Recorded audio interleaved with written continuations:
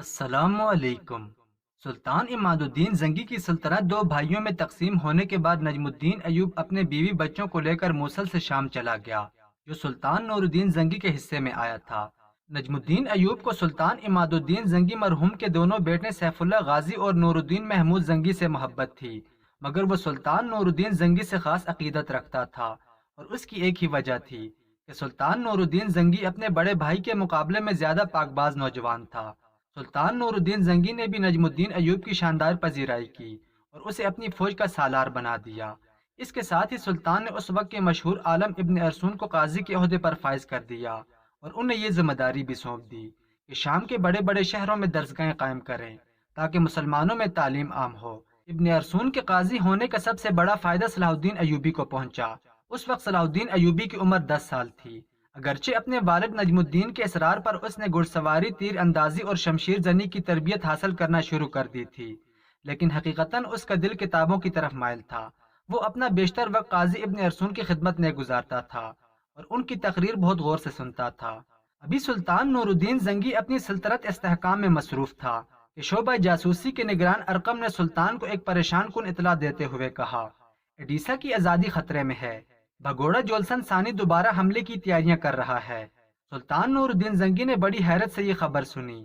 ہماری اطلاع کے مطابق بابا مرحوم و مغفور نے جوسلن کی کمر ہمیشہ کے لیے توڑ دی تھی، پھر وہ اپاہج انسان اڈیسا پر یلغار کس طرح کر سکتا ہے؟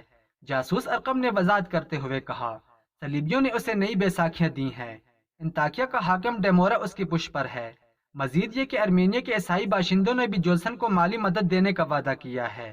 سلطان نور الدین زنگی نے فوراً اپنے سالار نجم الدین ایوب اور اس کے چھوٹے بھائی اسد الدین شیرکو کو خلوت میں طلب کر لیا۔ پھر دونوں بھائیوں نے سلطان کو ایک ہی مشورہ دیا کہ بلا تاخیر اڈیسا کی طرف پیش قدمی کی جائے تاکہ عماد الدین مرحوم کی اس تاریخ ساز فتح کو برقرار رکھا جائے۔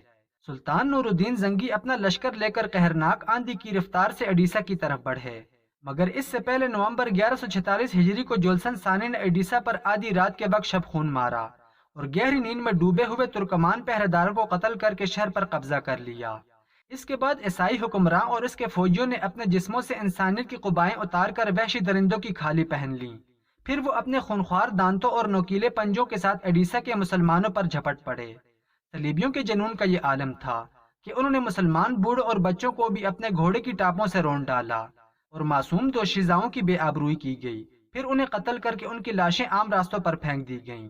جوسلن ثانی گھوڑے کی پشت پر سوار شہر کی گرد و نواح میں ایک درندے کی طرح دھاڑتا پھر رہا تھا۔ وہ بار بار اپنی شمشیر کو ہوا میں لہراتا اور فاتح اڈیسا سلطان عماد الدین زنگی مرحوم کی روح کو مخاطب کر کے کہتا، تم اپنے ہم مذہبوں کا حشر دیکھ رہا ہے۔ پھر خود ہی جواب دیتا، مگر تو کیسے دیکھ سکتا ہے کہ تیری تو ہڈیاں بھی قبر میں گل سڑ کر خاک ہو چکی ہوں گی۔ مسلمانوں کے اس قتل عام سے فارغ ہو کر جولسن ثانی اڈیسا کے قلعے کی طرف بڑھا۔ قلعے کے محصور مسلمانوں نے بڑی شجاعت کے ساتھ جوسلن کی فوج کا مقابلہ کیا۔ پھر جب مسلمانوں کے دلوں میں یہ خدشات ابھرنے لگے کہ وہ پسپا ہو جائیں گے اور صلیبی لشکر ان پر غالب آ جائے گا، تو عین اسی وقت تائید غیبی کی طرح سلطان نور الدین زنگی اپنی تازہ دم فوج کے ساتھ اڈیسا آ پہنچے۔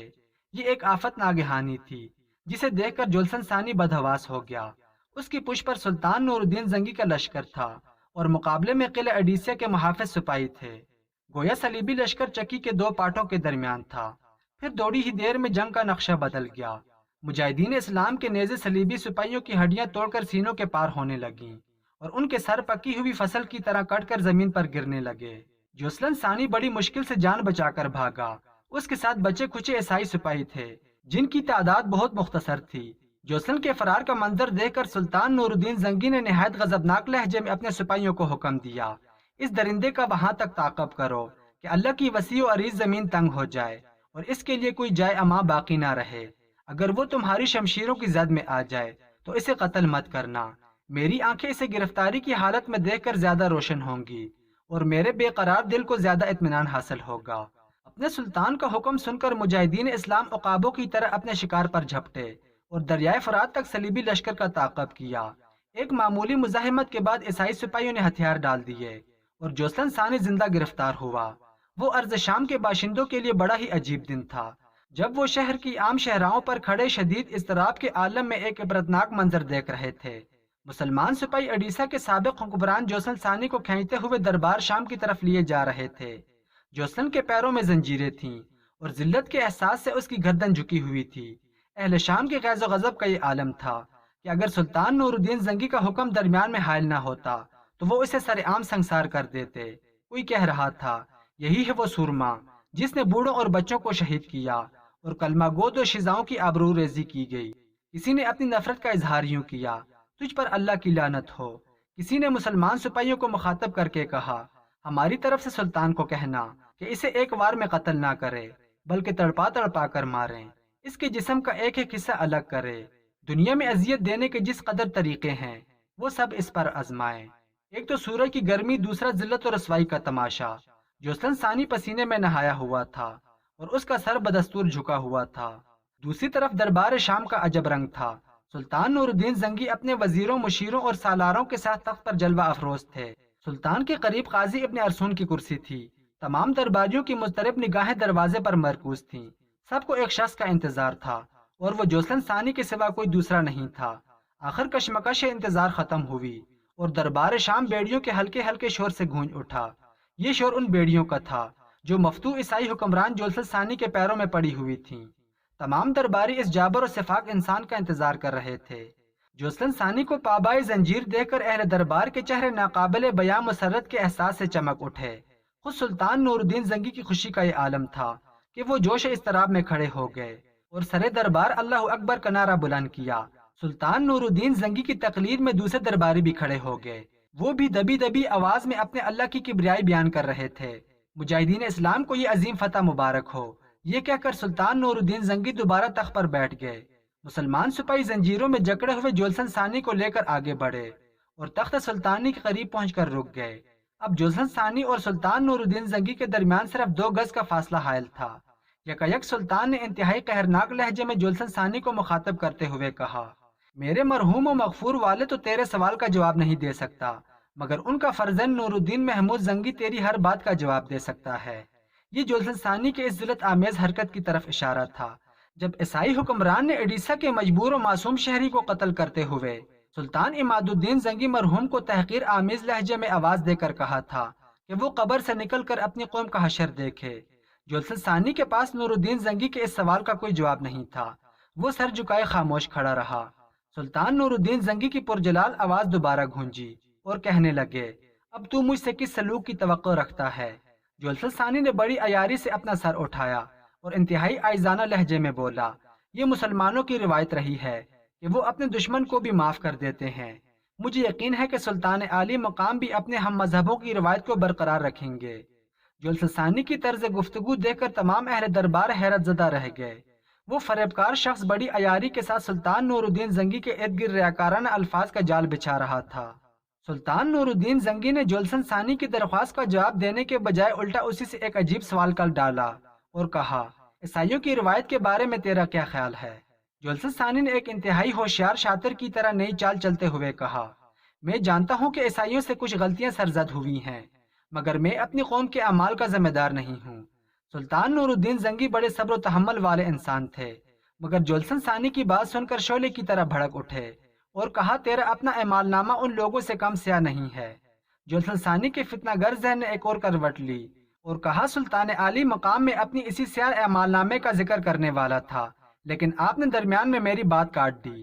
میں خداوند کو درمیان میں لا کر اپنے تمام سابقہ گناہوں سے تائب ہوتا ہوں اور یقین دلاتا ہوں کہ آئندہ گوشہ نشین راہب کی طرح زندگی بسر کروں گا اور کسی صلیبی جنگ میں حصہ نہیں لوں گا، مجھے معاف کر دیا جائے۔ اور پھر کہنے لگا، سلطان ذیشان عفو و درگزر اسلام کی بھی شان ہے اور آپ کی بھی۔ تمام اہل دربار جوسن ثانی کی مکاریوں پر حیران ہو رہے تھے۔ اس سے پہلے کہ سلطان نور الدین زنگی جوسن ثانی کے کسی بات کا جواب دیتے، قاضی شہر ابن ارسون اپنی نشست پر کھڑے ہو گئے اور سلطان نور الدین زنگی کو مخاطب کر کے بولے، سلطان محترم، میں اس قطع کلامی اور مداخلت کے لیے معذرت خواہ ہوں۔ قاضی ابن ارسون کا لہجہ بہت نرم و شیریں تھا۔ سلطان نور الدین زنگی نے حیرت سے قاضی شہر کو دیکھا، پھر مؤدب لہجے میں کہنے لگے، فرمائیے قاضی صاحب، آپ کیا کہنا چاہتے ہیں؟ سلطان نور الدین زنگی ابن ارسون کے علم و فضل کی وجہ سے ان کا بے حد احترام کرتے تھے۔ یکایک ابن ارسون کے چہرے کا رنگ متغیر ہو گیا۔ بڑی سے بڑی تکلیف اور بیماری میں پرسکون رہنے والا قاضی اس وقت حالت جلال میں تھا اور شدت جذبات سے ابن ارسون کا چہرہ سرخ ہو رہا تھا۔ پھر قاضی ابن ارسون نے جولسن ثانی کی طرف اشارہ کرتے ہوئے کہا، ملت اسلامیہ کے اس دشمن نے بڑی مکاری اور بے حیائی کے ساتھ اعتراف کیا ہے کہ ماضی قریب میں عیسائیوں نے مسلمانوں کے ساتھ کچھ زیادتیاں کی ہیں۔ اس سے بڑا ظلم کیا ہوگا کہ وحشت و درندگی کو زیادتی کہا جائے۔ یہ کہہ کر قاضی ابن ارسون کچھ لمحوں کے لیے خاموش ہو گئے۔ پورے دربار پر گہرا سکوت طاری تھا۔ سلطان نور الدین زنگی شدید حیرت کے عالم میں ابن ارسون کی طرف دیکھ رہا تھا۔ یکایک ابن ارسون نے اپنے کھڑے ہونے کا زاویہ تبدیل کیا اور سلطان نور الدین زنگی سے مخاطب ہوئے اور کہا، یہ آج سے 47 سال پہلے کا واقعہ ہے، جب سلطان موصوف پیدا بھی نہیں ہوئے تھے، اور خود یہ گناہگار قاضی ابن ارسون جو دربار کے سامنے کھڑا ہے اس وقت مشکل سے 4-5 سال کا ہوگا۔ اہل دربار کی حیرت میں مزید اضافہ ہو گیا تھا۔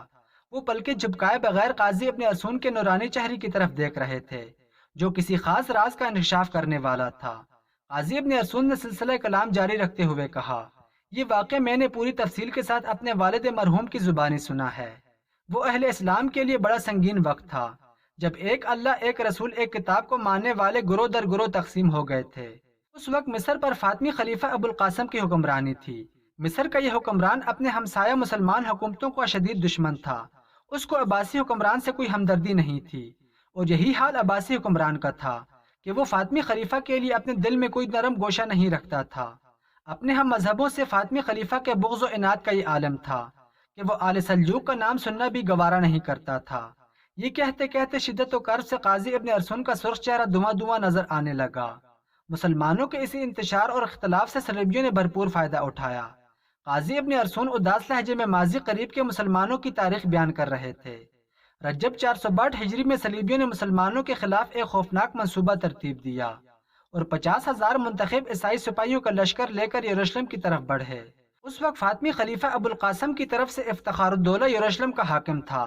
اس کے جاسوسوں نے صلیبیوں کے یلغار کی خبر دی۔ حاکم یروشلم افتخار الدولہ نے ایک لمحہ ضائع کیے بغیر اپنے ایک معتبر قاصد کو خط دے کر فاطمی خلیفہ ابو القاسم کی طرف روانہ کیا۔ ایک خفیہ اجلاس میں افتخار الدولہ کا خط پڑھا گیا۔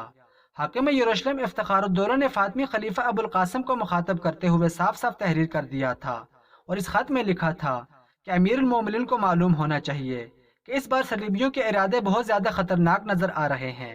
ان کے ساتھ کتنی فوج ہے اس کا اندازہ یروشلم کے قلعے میں بیٹھ کر نہیں کیا جا سکتا۔ پھر بھی میرے جاسوسوں کی اطلاع کے مطابق عیسائی سپاہیوں کی تعداد ہم سے کہیں زیادہ ہے۔ میں امیر المومنین سے درخواست کروں گا کہ اس نازک صورتحال پر فوری توجہ دیتے ہوئے یروشلم کی حفاظت کے لیے مزید فوج فراہم کی جائے۔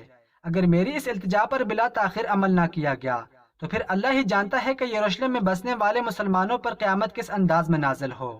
حاکم یروشلم افتخار الدولہ نے انتہائی مؤثر لہجے میں صورتحال کی سنگینی کا نقشہ کھینچا تھا، مگر اس کی یہ تدبیر کارگر ثابت نہ ہو سکی۔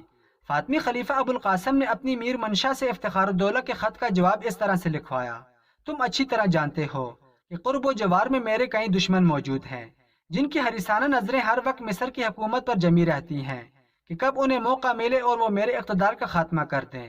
خلیفہ بغداد بھی دن رات اسی قسم کی سازشوں میں مصروف رہتا ہے۔ اس صورتحال کے پیش نظر میں تمہاری مدد کے لیے ایک سپاہی بھی نہیں بھیج سکتا۔